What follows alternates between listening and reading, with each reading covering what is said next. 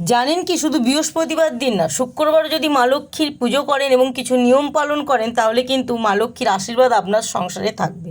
আমরা সকলেই আর্থিক দিক থেকে উন্নতি চাই, যাতে আমাদের সংসারে টাকা পয়সা অভাব না হয়। শুধু টাকা পয়সা না, অন্ন বস্ত্রও যাতে অভাব না হয়, তার জন্য আমরা কিন্তু মায়ের পুজো করি, মাকে আরাধনা করি। কিন্তু এই কথাটা মনে রাখবেন, শুক্রবার দিনও মায়ের কিছু নিয়ম পালন করলে আমাদের সংসারে শ্রীবৃদ্ধি হয়।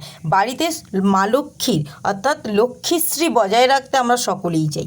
সেটি তখনই সম্ভব যখন দেবী মা লক্ষ্মী প্রসন্ন হয়ে আমাদের ঘরে বসবাস করবেন। আর আমাদের ঘরে যদি মা লক্ষ্মীর বসবাস করাতে চান তাহলে কিন্তু মা লক্ষ্মীকে সঠিকভাবে পুজো করা উচিত এবং কিছু নিয়ম মেনে। যে ঘরে মা লক্ষ্মী বসবাস করেন সেই ঘরে কিন্তু কখনো অন্ন বস্ত্রের অভাব হয় না। শুধু অন্ন বস্ত্র না, টাকা পয়সারও অভাব হয় না, সুখ সমৃদ্ধিরও অভাব হয় না। মা লক্ষ্মী যদি আমাদের সংসারে থাকে কিন্তু আমাদের সংসারে অশান্তি, গণ্ডগোল, বিবাদ, ঝগড়া এগুলোও কিন্তু থাকে না, এগুলোও কিন্তু মিটে যায়।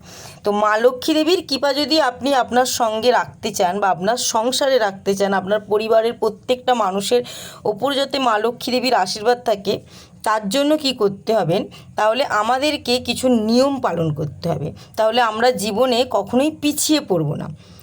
আমরা সকলেই জানি যে বৃহস্পতিবার দিন মা লক্ষ্মী দেবীর পুজো করা হয়, কিন্তু মা লক্ষ্মী দেবীর পুজো শুধু বৃহস্পতিবার দিন না, শুক্রবার দিনও যদি আপনি এই কাজটি করতে পারেন তাহলে কিন্তু এই কাজটি করার মাধ্যমে মা লক্ষ্মী দেবীর আশীর্বাদ আপনি লাভ করতে পারবেন। শুধু আপনি না, আপনার পরিবারের প্রত্যেকটা ব্যক্তি কিন্তু লাভ করতে পারবে।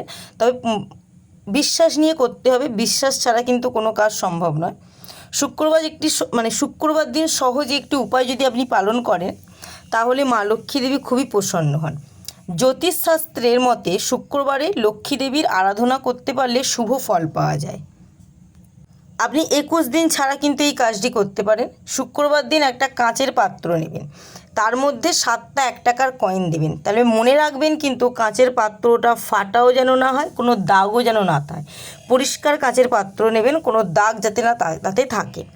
তারপর সেই পাত্রে কিছুটা পরিমাণ চিনি দেবেন, আর তার আগে কিন্তু কাঁচের পাত্রটা গঙ্গা জল দিয়ে ধুয়ে নেবেন।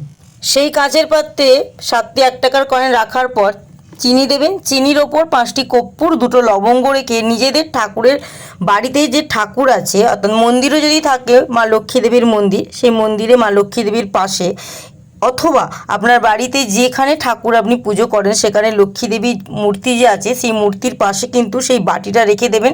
তবে মনে রাখবেন কাঁচের পাত্রটা যেন ফাটা বা কোনো দাগ না থাকে। প্রতি 21 দিন পর একটি শুক্রবার, অর্থাৎ মাসে যে কোনো একটি শুক্রবার কিন্তু এই কাজটি করবেন। মাসের একটি শুক্রবার আপনি বেছে নেবেন, যেদিন করবেন তারপর 21 দিন পর কিন্তু আবার সেই একটা শুক্রবারই এই কাজটি করতে পারেন। তবে মনে রাখবেন বিশ্বাস নিয়ে কিন্তু কাজটি করবেন, কোনো কাজই বিশ্বাস ছাড়া কিন্তু করলে সফল হয় না।